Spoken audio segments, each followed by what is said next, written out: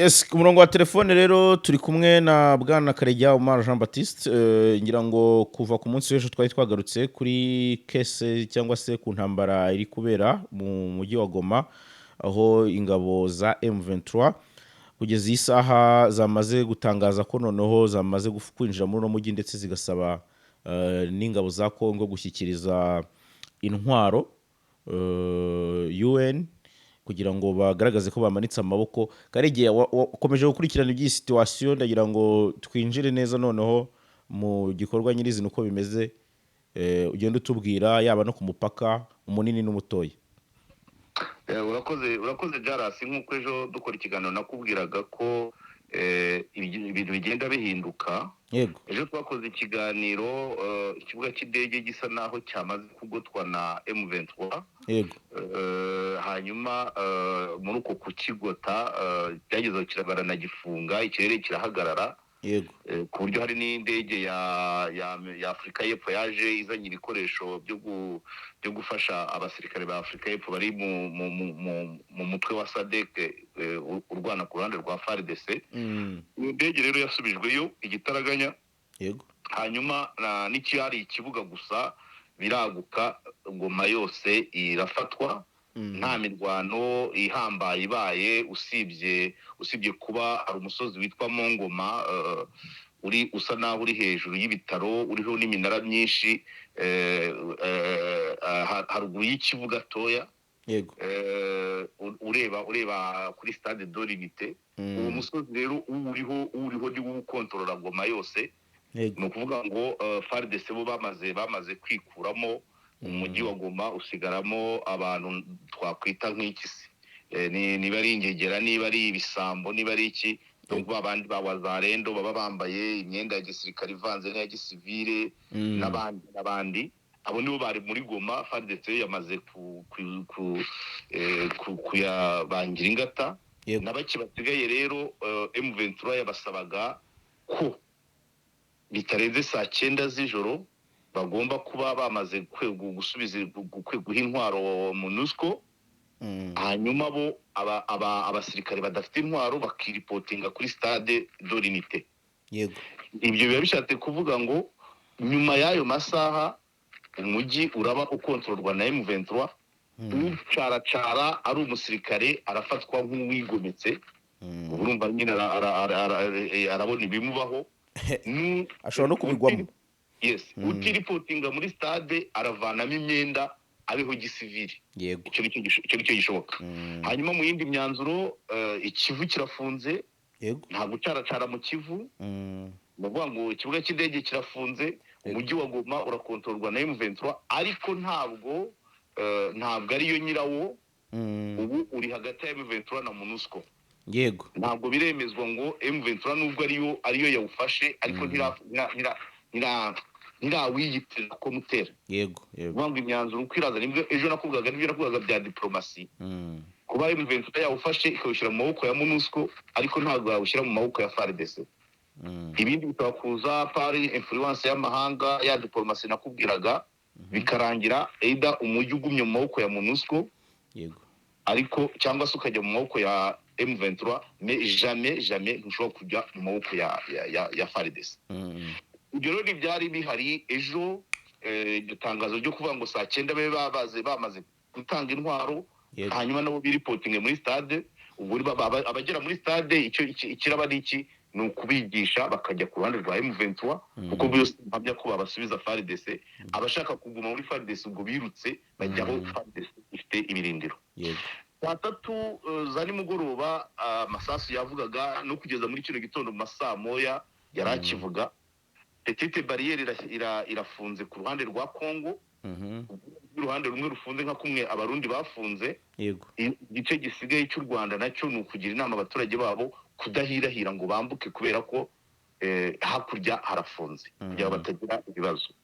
Hanyuma rero muri kino gitondo uko byagiye bikurikirana, kuri Grande Barriere yari ifunguye, ariko nta muvoma ziragira mu mbere ya saa moya. Nta muvoma zo gucaracara zari zihari. Mbese ari abava Kongo ari abava mu Rwanda ntago bari bahari. Yego. umutekano wari wakajijwe, inzego za nzego bizi ziba zitagaragaza n'ibyangombwa ari benshi, Yego. ari abashinzwe itangazamakuru, ari abashinzwe iperereza, ari abashinzwe ubutasi, nubwo nibyo muvoma nizo zari aho ngaho, n'abanyamakuru mpuzamahanga n'abanyarwanda. Niko byari bimeze mbere ya saa moya. Noneho saa moya zimaze zitangiye kurengaho nk'iminota 15, nibwo hatangiye kuza abantu b'abasivile. Guhera n'ejo uko bagendaga baza, ntabwo bazaga bitwa ko ari impunzi, ntabwo ari babandi bahoza akarago ku mugongo, ahubwo ni abantu basanganywe ibyangombwa bibemerera kwambuka bava Kongo baza mu Rwanda. Ni ukuvuga ngo byasabaga gusinyisha, ntabwo ari ukugenda nk'impunzi. N'ubu rero muri kino gitondo nibo bazaga bagasinyisha, bakabasaka, hanyuma bakaza ku ruhare rw'u Rwanda. Abasivile bavanze benshi ni abasivile n'abadiplomate bamwe na bamwe. Hanyuma haje nk'uko ubibona, ari amafoto, habanje kugera Ritiko enye, aya mabisi manini. Ritiko ndazibona rwose mu mafoto n'amashusho. Byabanje kuvuga ko zije gutwara abantu ba MONUSCO 100. Yego. Hashize nk'iminota 30 bavuga ko ari 240. Yego. Ariko kuri ino saha amakuru agezweho nuko abari tayari kwambuka bo muri MONUSCO ari 240.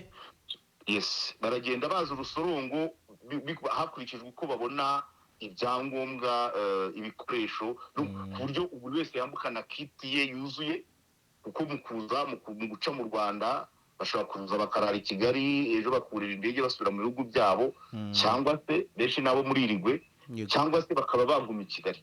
Urumva rero nukuvuga ngo buri muntu kugira ngo bamupangire ibintu byuzuye kugira ngo yambuke bifata akanya. Ariko ikigaragara cyo n'abanyamakuru bari muri Kigali, hagati ya saa 6 na saa 7 turaba dutangiye kubona izo Ritiko zimanuka Shyorongi. Abantu baraba bari ku giti cy'inyoni hariya hafi ya Arsenal. Turaza kuzibona zishoreranye. Urumva zipakiye abantu bagera mu bihumbi 200, ziraba ari nyinshi byanze bikuru. Ni nyinshi cyane. Iyo niyo situation pour le moment. Amasasu aracyavuga, atari menshi, rimwe na rimwe akanambuka hakuno Igisenyi. Donc urumva ubwoba ni bwose no hakuno niko bimeze. Abana bamwe ntabwo bagiye ku ishuri no mu Rwanda, hakurya bimaze byinshi. Urumva rero uko nabikubwiraga, Goma yafashwe nta mirwano ibaye, kubera ko iriya tekinike bari bakoze yo kugota. Yego. Iriya tekinike bari bakoze yo kugota ntabwo byari kuba bikibaye ngombwa ngo habe imirwano. Ikindi ni uko iyo abantu barwana basiga akantu k'ubuhungiro, niko nakwita, uko bakunda kwita safe corridor. Yego. Abantu abashobora kuba abasirikare baba bahunga bakagenda, abandi bakaza uko itangazo rya M23 ryabivugaga bakajyana intwaro kuri MONUSCO, not kuri M23. Yego. Kugira ngo niyo rumizi zorohe, aho kugira bavuga ati twabuze iki oya, babishyira mu maboko ya MONUSCO. Hanyuma noneho abasirikare, abantu ku giti cyabo, akaba aribo bajya kwiripotinga kuri M23. Uhitamo kwiripotinga ubwo arababaye wa M23, birasaba procedure, kwigishwa politike, kwigishwa byose, bagahindura imyumvire. Hanyuma ubwo ikizakurikiraho abazemera kujoininga M23 bayigemo, abatazemera ubwo wenda hazabaho kubasubiza leta cyangwa bajye mu gisivile, ibintu nk'ibi. Yego. Kuri situation wari ugarutseho, hari aho tubwiye ko kugeza ubu nyine umujyi nubwo bwose M23 yawugose ufite, ariko bitaraba confirm 100% kuko na MONUSCO ishobora kuba yajya in charge y'umujyi. Ntabwo kuba MONUSCO yajya in charge y'umujyi, bimwe nakubwiraga bya diplomasi. Nakubwiye ejo, nakubwiye ngo ntabwo wafata umujyi biguhindura igicibwa cyangwa bikukurira abanzi. Yego. So umujyi ni wa M23, ariko officiellement ikawushyira mu maboko ya MONUSCO. Ko MONUSCO nubwo yagiye itandukira ku nshingano, iracyafatwa nka neutre, iracyafatwa nkaho ihagaze. Kuba M23 yawuragiza MONUSCO ntibivuze ko MONUSCO yawuha FARDC. Jamais. Okay. ni ukuvuga ngo MONUSCO uri nkaho M23 yawuhaye UN kandi UN nyine ni isi ni netre quand même ntaho babogamiye ariko ntabwo bawuha FARDC ubwo ikiraba gisigaye ni za procedure kaka nama nakubwiraga batanguranwaga nako nkubwira ngo ese nikaramuka kemeje ngo abantu buri wese agumaho aho yafashe deja ubu Goma iraba ya M23 akanama nako kabaye n'ubwo tutaramenya imyanzuro kabaye hutihute ejo ku cyumweru ariko ubundi kari gateganijwe no munsi mu myanzuro iravamo rero donc ubu status ihari nuko Goma ari ya M23 ni bya bindi wambwiraga ya imyanzuro irasohoka Goma ari ya M23 ya kuko nubwo iragijwe MONUSCO ntabwo ari FARDC yiragije ni M23 yayifashe iha MONUSCO nko gutanga abagabo nyine nko gutanga abagabo ko nta kibazo gihari nta hohoterwa ry'abaturage riri kuba ko ari MONUSCO iri administrativement ni MONUSCO ifite Goma yego ariko yayihawe na M23 imyanzuro yindi ishobora kuba amasezerano ibiganiro inama zigibwa n'abaperezida b'ibihugu bikomeye niyo UN Security Council byose birakora bivuga ngo Goma yamaze gufatwa na M23 icyo rero ni ikintu gikomeye cyane iyo uvuga imishyano yose ishobora kuba ufite umujyi nk'uriya ntabwo uvugwa ntabwo ari ukuganira n'umuntu ngo agafuka imvugwa ni icyo ni ikintu kiba gifatika ntabwo ari kimwe rero nuko bari kuvuga ngo bafite agasantimetero iyo hirya za Sake cyangwa za Minova uva ufite Goma ikibuga cy'indege ukagifunga ni ukuvuga ngo na MONUSCO kujya ahantu n'abagenda baraca mu Rwanda ibyo nibyo ari cyo bisobanuye no kumenya uko bamenyaho amakuru ntabwo ari kimwe no kuvuga ngo urava kuri headquarters za MONUSCO wurira indege batazi ngo ujyanye iki no baraca kuri grande barriere u Rwanda rubasake rubatware mu modoka za Ritiko aho rubageza haba muri Kigali haba i Kanombe ariko under control ibyo bintu bifite ibindi bisobanuye kuba bagenda baciye ku kibuga cy'indege Goma no kuba baca ku Kanombe ibintu bitandukanye ndabyumva cyane ubu ni u Rwanda ruri kubasaka ibyo uranabibona aho ngaho urabona hari ahantu hari abapolisi b'u Rwanda n'akameza urahagera ugasuka hasi ugasuka ku meza nabibonye byose baragize bakagufungira ugakomeza ujya mu mujyi wa Goma wa Gisenyi akagenda uwinjira muri Ritiko akinjira muri Ritiko nuko ndi kubibona situation rwose Ritiko ndazibona ni nyinshi cyane ariko n'abantu ba MONUSCO uri kubabona nubwo bambaye civile yego urabona bambuka ku murongo ntabwo baraba benshi kuko nkuko nabikubwiye nyine birasaba ko logistique ibanze kuzura icyo gikapu umuntu aba ahetse hari ibigomba kuba birimo bitaburamo hari n'ibitagomba kubamo ubwo rero iyo controle niri gutuma baza urusorongo fete yego buri wese umaze kuba tayari bakamugeza ku mupaka akambuka akinjira muri Ritiko ubwo bya imodoka bya MONUSCO nabyo bizambuka kuri gahunda hari raporo y'ibyo bizaba bipakiye ariko abantu bo baraza n'amabisi ya Ritiko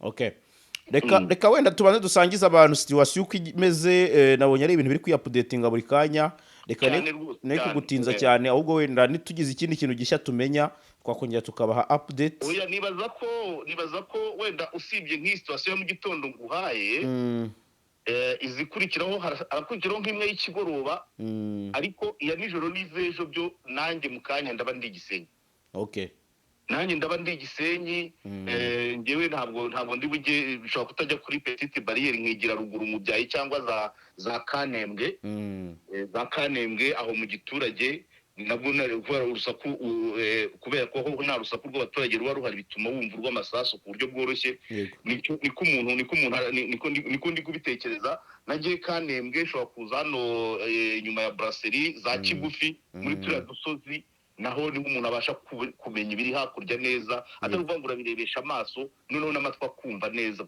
uhegereye ntabwo amatwi abari gukurura neza hareba amaso ariko ibiri kure ntabwo buri kubyumva ya turakora ibishoboka natwe tube duhari. Nabonye niko bimeze nyine, akazi kageraho kakempoza.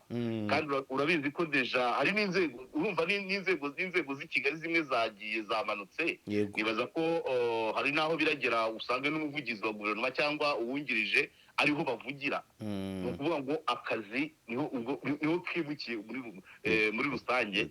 Bihita bikwibutsa kera muri 1996 irangira 97 abantu bahunguka icyo bita rapatriement massif y'abanyarwanda bari barahungiye muri Congo.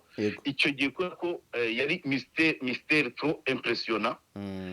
Guverinoma yagiye guteranira ku Gisenyi kugira ngo kare babo banyarwanda. So nta gitangaza kirimo rero kuba Goma yafashwe yaheruka gufatwa muri 2012, kuba abantu benshi bakwimurira akazi hariya nta gitangaza kirimo, kuko n'ukujyana n'ibihe.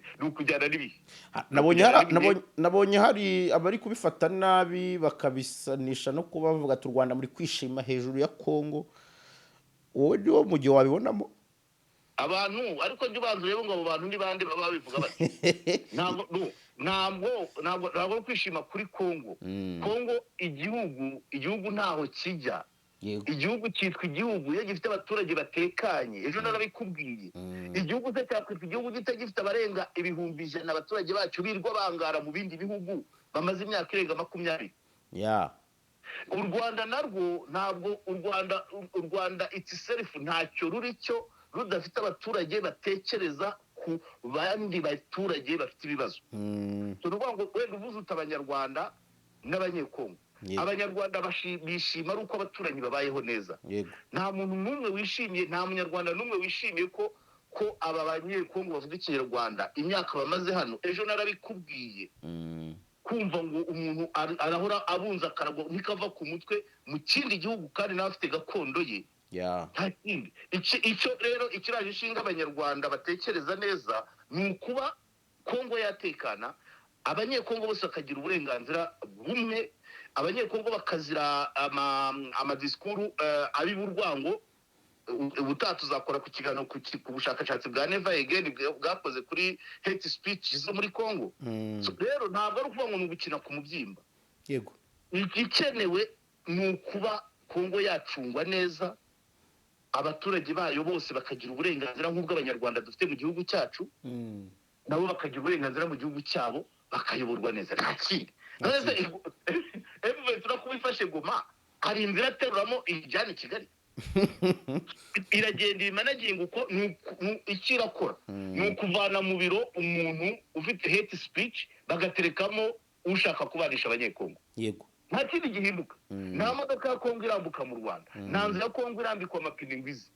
Ni uguhindura imyumvire n'imitegekere, nta kindi. Ibyo rero ntawe utabyishimira, usibye na Kongo ngo tugatira ku mubyimba. Se nta handi bihugu ingoma zihinduka abantu bakishima cyane. Muri West Africa za Burkina Faso, za Mali, za Senegal hose baraserebye abahungu bakora amakudeta.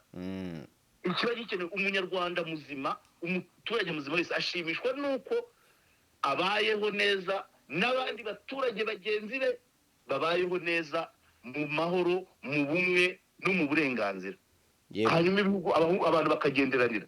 Ubuze twari twishimiye kujya tugenda twikandagira tugiguma, ubuze ntibirangiye. Birarangiye cyane. Rero ibyo hari uko bisa cyane. So ibyo rero bose abavuga ngo ni ugukina ku mubyimba, ahubwo biterwa nabo ubwabo. Muri bo harimo iki? Bashaka iki? Bashaka ko abaturage ba Kongo bahora bicirwa kurwara nk'inda se? Cyane cyane kiriya gice cya Kivu zombi kirimo Abanyarwanda. Ibyo se ninde wabyishimira? Ntawe turimo mu bihe tugezemo, ninde wakwishimira agahinda k'undi muturage w'isi? Turi abaturage b'isi mayidiya. Ibihugu ni amazina, niyo mipaka yanditse mu bitabo, ariko ubundi igihugu ni abaturage. Kidafite abaturage nticyabaho. Kucyumva ku izina gusa ntabwo bihagije. Gikeneye kuba gifite ubuyobozi bwifuzwa n'abaturage, bwishimirwa n'abaturage batuye icyo gihugu, n'abaturanyi n'abakigenda. Igihe cyose rero igihugu kitaragera kuri iyo ntego, nta gihe na kimwe abaturage batekereza neza batazakirajura rwa ntambi. Bagomba guharanira ko ubuyobozi bwabo buhinduka. Ibyo rero si ibyo byonyine, kandi si bwa mbere. Nubwo 2012 M23 yafashe Goma, irayirekura kubera igitutu cy'amahanga, ariko si ubwa mbere. None se AFDL muri 97 ku gihe cya Kabila peri bayifata n'abitwaga ba Bizima Karaha, icyo gihe abantu bose abantu ntibaruhutse baruhutse ingoma ya Mobutu, agahenge n'ubu bagenderaho sako ngako se. Ntabwo ari ikibazo. Umuturage muzima utekereza neza yifuza ko uko abayeho ariko n'undi muturage w'ikindi gihugu yababayeho bakagenderanira bagahahirana, nta kindi nta muntu n'umwe wifuza. Ntabwo waba uri mu Rwanda uyobowe neza ngo wifuze ko umuturage w'ikindi gihugu yayoborwa nabi. Reka hari ibyo twamaze gusiga inyuma nk'abanyarwanda, turifuza ko n'ibindi bihugu bibaho gutyo. Yego. Kandi kugira umuturage, icya kabiri, kugira umuturanyi uhoraganya, uhora bungana akarago katava ku bitugu. Nabonye amafoto hariya, abagore batwaye abana ku nda, umuzigo matora ku mutwe, ibisafuriya ku mugongo. Buriya bintu wowe hari uwo wabyifuriza? Ntawe. Abanyarwanda babiheruka mbere y'ibihumbi 2000, none bariya baracyari muri ubwo se hari umuntu wabyifuriza undi kweri? Uriya mugore ntari kuvunika, ntiyakaba yari guhinga ubutaka bwa hariya Burera, ariko ntiburi guhingwa. Abantu bari mu nkambi zo mu Rwanda birirwa baturuna repuse bahanagura inzara ko ntabwo bahinga, ntabwo bakora, kandi amasambu yabo arahari. Ibyo ninde wabyishimira kweri? Nawe umuntu n'umwe wabyishimira. Abo rero bavuga ngo reka abaturage bazayoborwe, ko abaturage ba Kongo bayoborwe neza, babane neza n'u Rwanda. Abagiye Kongo bavuga Ikinyarwanda batahe basubira iwabo, abanyarwanda bazajya bajya kubashaka kubasura, dore ko harimo na bamwe bamaze gushakana n'abanyarwanda ba hano, imiryango ikivanga gutyo tukabana. Ariko ntabwo twishimiye ko, nta wakwishimira ko umuturanyi ahoraganya, ahora mu marira, umwana watiga. Dore urumva niba HCR yishyurira impunzi primaire na secondaire, kaminuza se bigenda bite? Minerval se ayikure he? Ibyo byose ni ibibazo bigomba gukemuka, kandi bigakemuka nuko bagiye kubutaka gakondo y'iwabo. Yego. Karege reka ntabwo rwose bavuga ko turi kwishima. Ni ngombwa nta n'utakwishima vraiment. Yego. Ubu tuvugana rero mu mujyi wa Gisenyi muri aya masaa 3 biravuga ko hamaze kugwa bombe ebyiri mu mbuga ngari. Abatazi mu mbuga ngari ni usa n'ugana, ni igice kigana warenze ku kibuga cy'indege hafi ya Petite. Nubwo ni ku gice cyo hafi ya Petite Barriere.